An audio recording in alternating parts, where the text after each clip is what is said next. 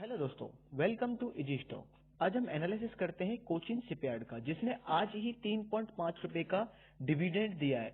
और डिविडेंड देने के बाद डिविडेंड के बाद मोस्टली शेयर देखते हैं कि उसमें डाउनफॉल आता है, क्योंकि वो इतने प्राइस का सेटलमेंट करता है। तो इसकी एग्जीक्यूशन डेट आज ही थी, तो आज ही इसमें मैं डेली टाइम फ्रेम पे दिखाऊंगा कि अप्रोक्सीमेटली 9% का डाउन आया है। तो यहाँ पे हम देखते हैं कि ये एक जो वीकली की कैंडल बनी हुई है, जिसने अपर साइड में हैमर बना रखा है, लेकिन एक्चुअली इसकी प्राइस यहाँ से चली है और इसे ऊपर तक लेके फाइट करने के बाद ये वाला जोन ब्रेक करके प्राइस यहाँ तक गया है। उसके बाद ये अभी डाउनफॉल दे रहा है। तो देखने के लिए आपको यहाँ पे कुछ इतना अच्छा खासा मूव दिख नहीं रहा है, लेकिन ये एक बेस कैंडल है, जिसे अगर हमें डेली के टाइम फ्रेम पे देखेंगे तो ये एग्जीक्यूशन हमें दिखेगा कि यहाँ पे बहुत ग्रीन कैंडल और एक जोन बना हुआ है। तो ये जो लोअर ऑफ द विक है, ये लोअर ऑफ द विक पे हमने यहाँ पे वीकली में डिमांड जोन मार्क किया है, क्योंकि प्राइस ने यहाँ से बैक लेना शुरू किया है। यहाँ पे क्लोज हुआ है, अगेन यहाँ से अप गया है। तो अभी हम इसे देखते हैं, इसका पहले कंपनी का ओवरव्यू देखते हैं। तो यहाँ पे हमने कंपनी का ओवरव्यू खोला हुआ है, जो कि 23,000 के अप्रोक्सी करोड़ की कंपनी है। और अभी हम इसका लास्ट क्वार्टर का प्रॉफिट देखते हैं, तो ये कंटिन्यूसली इसका प्रॉफिट यहाँ से इंक्रीज ही हो रहा है। Last profit 244।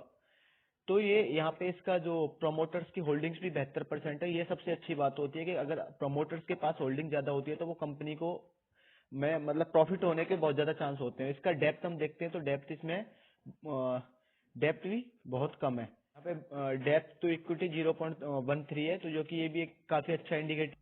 जिस कंपनी पे जितना कम डेप्थ होता है, उसकी प्रॉफिट होने की प्रोबेबिलिटी उतनी ज्यादा होती है। तो अभी मैं यहाँ पे दिखा रहा था कि जो यहाँ से विक बनी हुई है, ये प्राइस आया है इस डिमांड जोन में और यहाँ से इसने रिट्रीव करना शुरू किया है और ऊपर की साइड में क्लोजिंग देते हुए इसे इस सप्लाई जोन को ब्रेक करके यहाँ तक इसे पहुंचाया है। अभी प्राइस वहां से डाउन आ रहा है, जिससे कि आज डिविडेंड था, तो इसका डिविडेंड 3.5 था। इसकी वजह से प्राइस सेटलमेंट की वजह से यहाँ से 9% का डाउनफॉल आया है। अगेन इसी जोन में पहुंच चुका है और यहाँ आने के बाद इसने रिट्रीव करने की कोशिश भी की है। तो यहाँ से जो रिस्की ट्रेडर्स हैं, ये उन्हीं के लिए है। बाकी यहाँ पे जो कन्वेंशनल ट्रेडर्स हैं, वो रिस्क ना लें, क्योंकि यहाँ से अभी प्राइस कल क्या मूव रहता है ये देख के, अभी एक्चुअल इसका प्राइस का ओरिजिन यहाँ पे है। तो यहाँ पे आप अपने हिसाब से यहाँ पे ट्रेड कर सकते हैं इस वाले जोन में। और बहुत सारी चीजें होती हैं इंडिकेटर्स, वो मैं धीमे धीमे आपको बता रहा हूँ, जैसे EMA20, RSI। अभी इसे हम 1 आवर के टाइम फ्रेम पे भी एक बार देखते हैं।